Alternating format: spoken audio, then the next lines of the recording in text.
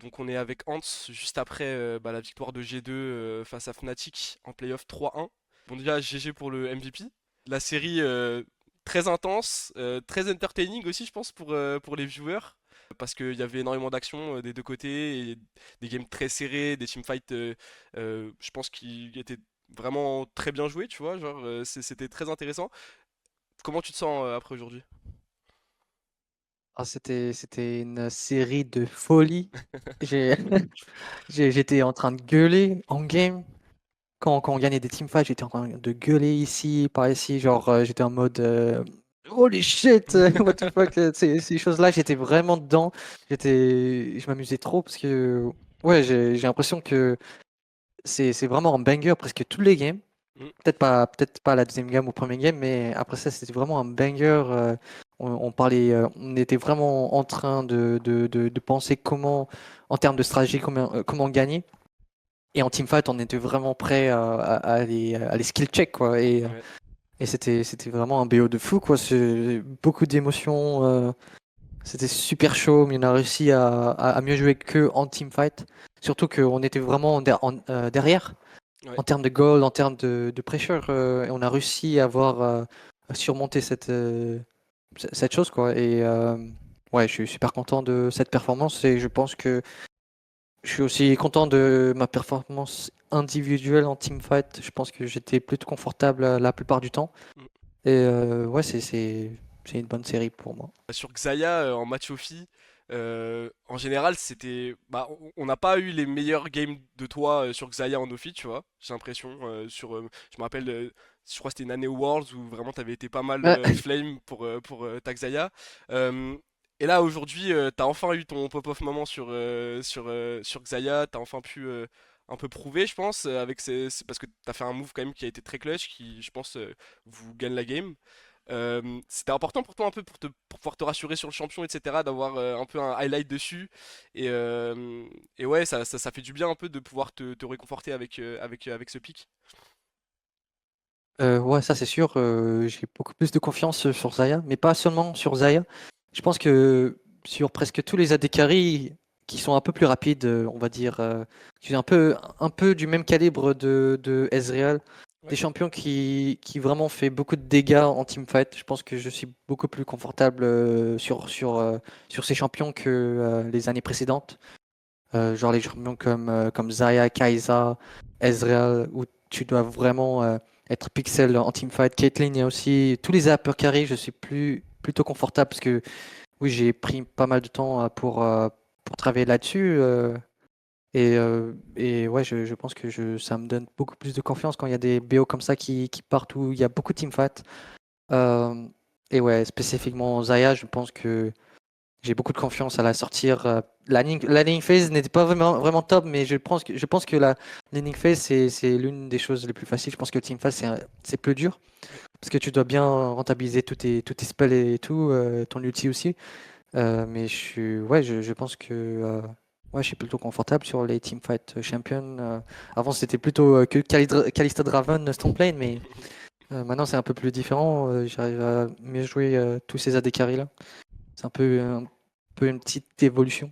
Et t'expliques ça comment? Tu penses que c'est parce que je sais que t'as beaucoup traîné tes mécaniques depuis l'année dernière.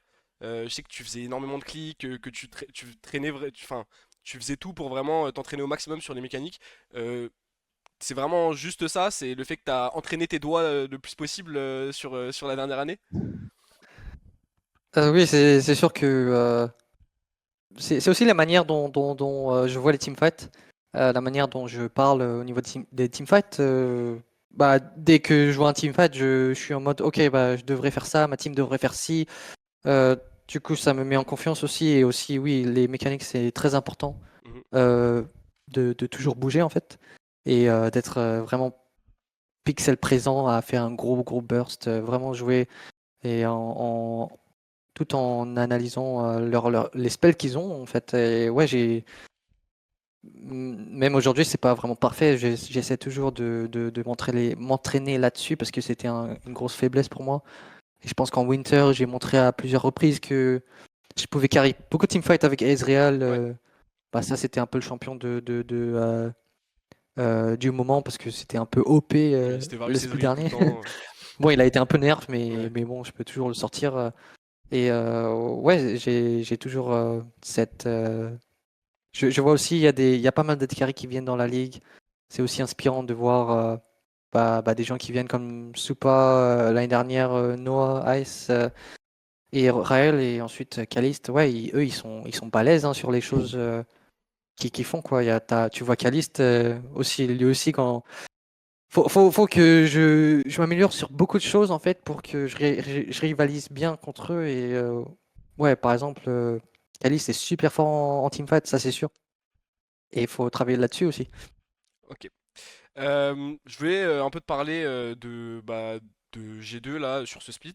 Parce que vous êtes passé de favori pendant des années à struggle pour même vous qualifier aux playoffs, là en saison régulière.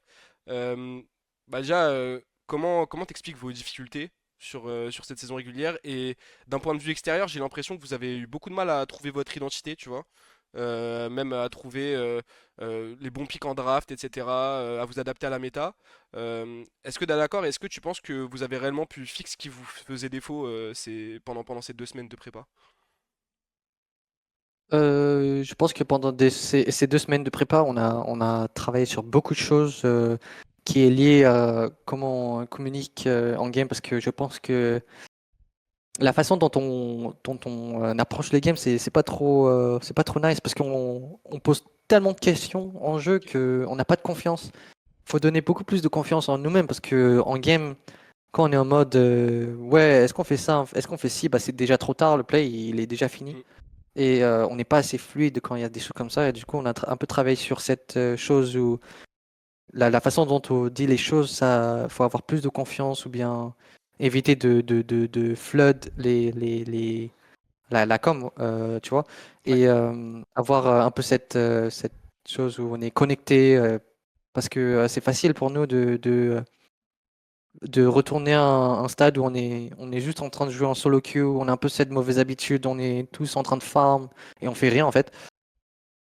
Et il y a aussi une question de mental qu'il faut renforcer aussi. Et on attaque toutes ces choses-là en Ok. team. Et ce qui est bien, c'est qu'on sait quel genre de faiblesse on a. C'est vraiment obvious. Et on les attaque, quoi. On travaille ces 2 dernières semaines à fond. Ça ne veut pas dire que tous les journées sont positives. Mhm. Je pense qu'il y a beaucoup de journées où on doit être honnête et brave à dire les choses qu'on a sur la tête parce que oui, ça va un peu apporter quelques émotions, dont la frustration, mais faut l'avoir quoi, parce que faut se dire les choses pour qu'on change quelque chose, parce que on n'est pas la meilleure équipe d'Europe, du monde, du tout. On a perdu contre KC et oui, il faut changer des choses et il faut se dire les choses qui sont peut-être pas les plus Simple à entendre. aimants, Simple à entendre. ouais, ouais, simple à entendre, pardon. T'inquiète. Et, et je pense qu'on est sur la bonne voie. Ok. Tout le monde donne tout, quoi. Ok, top. Euh, j'ai l'impression que Labrov et toi, depuis le BO5 en finale du Upper face à KC, je pense que tu t'en souviens, vous n'avez Ouais. pas forcément beaucoup shine, ou en tout cas pas autant que depuis ce moment-là. Et aujourd'hui, vous étiez face ce que tout le monde a considéré comme la meilleure botlane du split. Euh, et vous avez vraiment eu le dessus overall sur la série. Alors, pas forcément en early, Mm. parce que souvent en early vous passiez derrière, mais c'est aussi, je pense, lié au plan de jeu qui était plus axé top de votre côté et plus bot du leur. Euh, est-ce que, ouais, est-ce que tu penses que, parce qu'au final, en vrai, vous arrivez toujours à recover et en teamfight, c'était clairement vous qui avez l'edge, que ce soit toi ou Labra, vous avez eu beaucoup beaucoup de moments très très clutch. Euh, est-ce que tu penses qu'à votre pic, vous avez les moyens d'être la meilleure botlane de la ligue? Et, euh, et qu'est-ce qui vous manque pour constamment être au niveau que vous avez proposé aujourd'hui?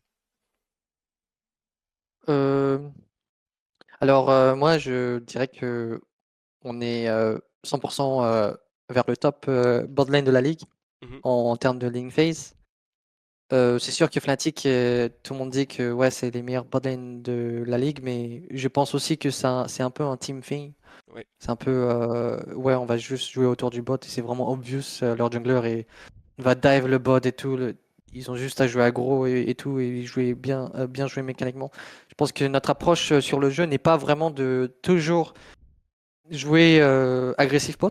Mhm. Ça dépend beaucoup de la draft. Du coup, on préfère partir sur cette idée de jouer un peu tout, quoi. On va pas toujours jouer les mêmes champions. Des champions, on va pas topside. On va jouer un peu autour du mid, un peu autour de la jungle. C'est vrai que vous faites Et moins de draft qu'Aista Draven, entre autres. oui, je pense que. Et aussi, on force pas les drafts pour avoir une bot lane solide. Mhm. Par exemple, cette draft, la dernière draft, je joue Kai'Sa Leona, c'est pas la lane la plus solide au bot. Ouais, Mais je pense que notre capacité à être even est plutôt là. Du coup, je pense qu'on est quand même une bot lane solide.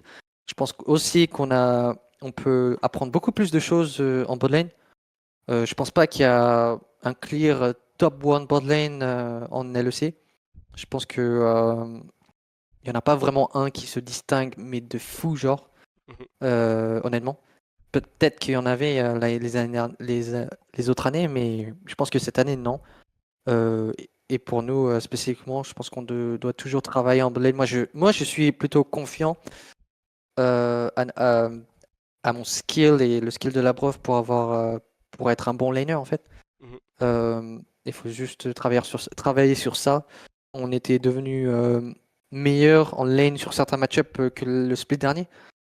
Du coup, c'est plutôt nice. Mais même on peut jouer une Senna qui est un peu plus euh, weak en lane, mais on arrive à quand même à donner la pression. Du coup, je pense qu'on a une bonne lane phase. C'est sûr que si je joue des Draven Kalista, là c'est facile de gagner la lane. Et, euh, et ouais, je pense que c'est ça. Ok. Bon, juste pour Wrap Interview, demain il y a Cassé Coy. Est-ce que tu as une préférence? J'imagine Cassé, parce que, en plus, je sais pas si t'as vu, mais Caliste s'est même amusé à faire un petit TikTok de l'outplay sur Ezreal. Voilà. Je pense que ouais, ça sera la cassée. Je pense qu'ils sont tellement plus forts en teamfight, tellement plus forts en early game. Et ouais, je pense que en laning phase, ils ont plus d'agency. Ok, Du coup, s'ils ont une bonne draft, je pense que ça sera K-Corp qui ok. gagnera. Et j'imagine que du coup t'es pressé de retrouver Caliste. Ah, ça, c'est sûr, ouais. Faut que je me challenge encore une fois pour le battre, pour le détruire. C'est Ok, toujours fun. Malheureusement, la dernière fois, il m'a un peu cook en mid lane. La prochaine fois, je le cook. ok, ok. Merci beaucoup Hans. Bon courage pour la suite et ciao ciao. Ciao, ciao.